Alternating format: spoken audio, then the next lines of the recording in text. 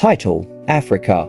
From scramble to struggle, the looting of a continent. Africa vast, ancient, rich beyond imagination. From the gold of Mali to the oil of Nigeria. From the forests of Congo to the diamonds of South Africa. This continent was blessed with everything but peace from those who came seeking fortune. This is the story of how Africa was carved, claimed, and continues to be looted. The scramble for Africa begins 1880 seconds. In the late 19th century, the empires of Europe turned their eyes to Africa. What they saw was not culture, kingdoms, or people. They saw land, gold, and opportunity. Between 1881 and 1914, European powers invaded, occupied, and divided over 90% of Africa. They called it the scramble for Africa. Africans called it invasion, enslavement, betrayal. At the 1884 Berlin Conference, not a single African was present. Yet Africa was partitioned like a pie. Britain, France, Belgium, Germany, Portugal, and Italy, each claiming their slice.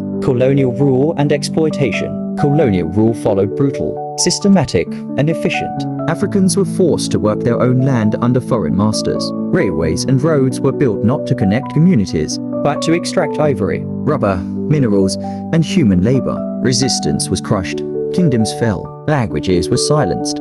Traditions banned. But the spirit of Africa endured. World wars and rising consciousness. 1914 to 1945. World War I dragged millions of Africans into battlefields far from home. In Europe and Asia, African soldiers fought and died for freedom they themselves did not enjoy. When they returned, they asked hard questions. Why should they die for empires that enslaved them? Why remain silent when the world now spoke of liberty? The winds of independence, 1950 is 70s. Then came a storm of hope, rebellion, and rebirth. From Accra to Algiers, from Addis Ababa to Lusaka, a new cry echoed. Africa must be free. Ghana rose first in 1957.